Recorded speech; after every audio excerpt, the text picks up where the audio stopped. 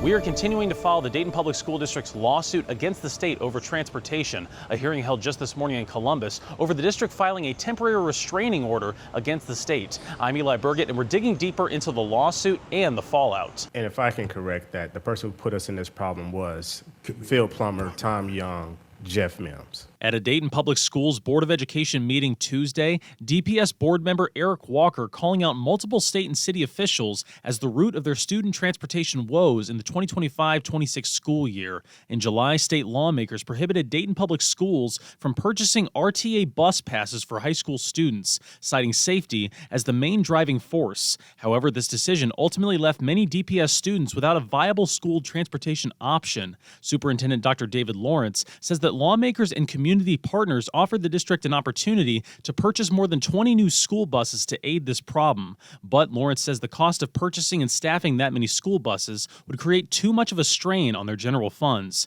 He also says this series of events made the district feel targeted. So I find it interesting that we're targeted for restrictions in transportation, and then there's an idea about us going to purchase buses. That's like, I'm going to start a problem, and then I'm going to try to help you fix it. On the other side, State Representative Phil Plummer, who was involved in several meetings with the district, says he is disappointed in the leadership at DPS. He says that lawmakers are attempting to eliminate unsafe environments for students. He referenced the deadly shooting of Alfred Hale back in May, and it has now snowballed into an unnecessary legal battle. After the death of the juvenile downtown, we figured this is a bad system and it needs change. They want to sit around and play the victim card. Well, the only victims are the poor kids put in a bad environment. I reached out to the city of Dayton and Mayor Mims for comment on the lawsuit, but we have not heard back yet. I also reached out to all the members of the Dayton Public School Board of Education, and I have not gotten a response. We are also still waiting to hear the Franklin County judge's decision on DPS's motion to file a temporary restraining order. Scan the QR code on your screen to find continuing coverage of the DPS lawsuit and the latest updates from the district on student transportation.